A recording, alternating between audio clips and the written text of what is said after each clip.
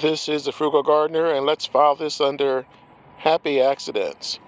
I'm in the process of transforming my garden from the summer to the fall and winter.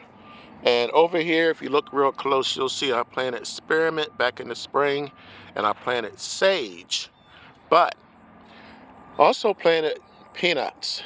And the squirrels were digging up the peanuts, and it was getting really frustrating. So I started planting peanuts all over the place just in case.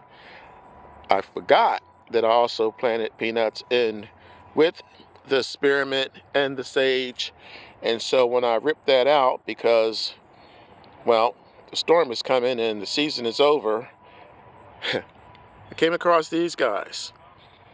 They're not jumbos, but I actually grew peanuts. This is the first time that I planted peanuts and grew peanuts, and I'm really encouraged because I have these all over the place. I'm going to be more careful so that I don't rip any more of these out. But yes, the sage has been harvested.